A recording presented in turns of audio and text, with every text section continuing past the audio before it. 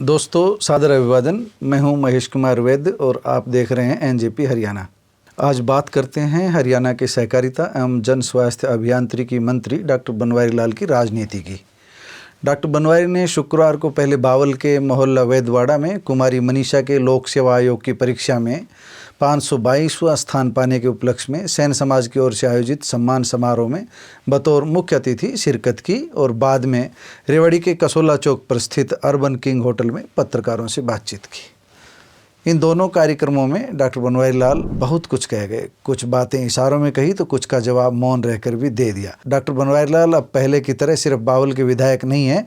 पहली पारी के राज्य मंत्री से दूसरी पारी के कैबिनेट मंत्री बनने तक डॉक्टर बनवारी लाल बहुत कुछ बदल चुके हैं। अब वह केवल किसी के अनुगामी नहीं हैं, बल्कि एक नेता के साथ साथ कूटनीतिक भी बन गए हैं। उन्होंने विवादित सवाल जहां संगठन पर छोड़ दिए, वहीं पत्रकारों से बातचीत में बिना बताए ये स्पष्ट कर दिया कि आने वाले विधानसभा चुनाव में मनोहर लाल, उनके वजीरों और भाजपा के तमाम उम्मीदवारों को आने वाले समय में मोदी के नाम के ही सहारे की उम्मीद है।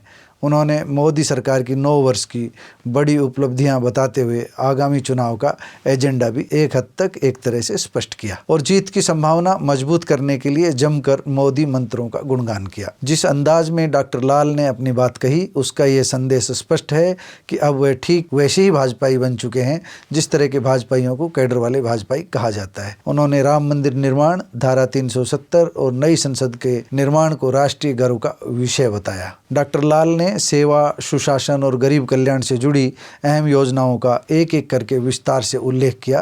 केंद्र सरकार की आयुष्मान के साथ साथ हेल्थ सेक्टर में राज्य सरकार की ओर से की गई पहल का भी उल्लेख किया। जीएसटी को लेकर कांग्रेस भले ही सरकार की आलोचना कर रही है, मगर डॉक्टर लाल ने इसे एक बड़ी उपलब्धि बताते हुए मोदी सरकार का साहसी कदम बताया। उन्होंने ये कहा कि केवल मोदी ऐसा निर्णय ले सकते थे। आरआरटीएस यानी रैपिड रीजनल ट्रांजिट सिस्टम और एमआरटीएस यानी मास रैपिड ट्रांजिट सिस्टम जैसी परियोजनाओं में हो रही देरी पर जहां सफाई दी, वहीं मजबूती से अपनी बात भी कही। उन्होंने कहा कि एम्स व आरआरटीएस जैसी परियोजनाएं काफ़ी बड़ी है, दूरगामी प्रभाव वाली है। देर अवश्य हुई है, मगर मोदी सरकार में अंधेर नहीं है।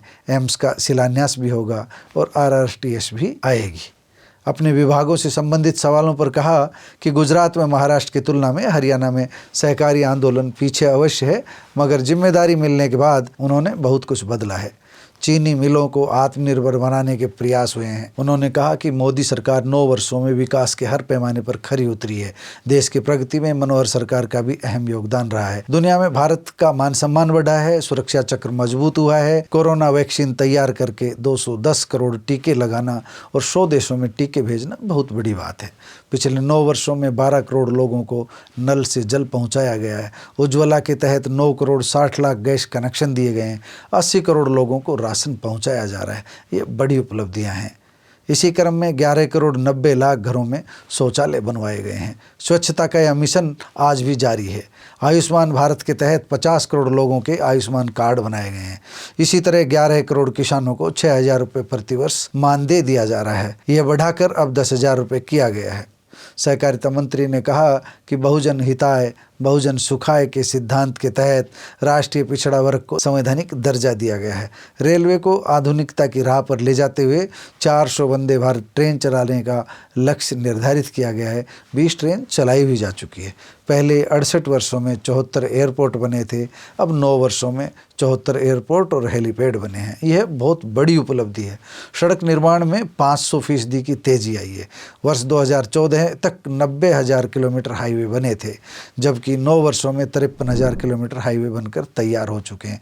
वर्ष 2014 तक 248 किलोमीटर मेट्रो लाइन थी, जिसे बढ़ाकर 860 किलोमीटर किया जा चुका है। उन्होंने धार्मिक उपलब्धियां भी बताई। डॉक्टर लाल ने कहा कि इस वर्ष के अंत तक राम मंदिर का निर्माण पूरा हो जाएगा। केदारनाथ व बद्रीनाथ धाम का विकास कार्य पूर्ण होने वाला है।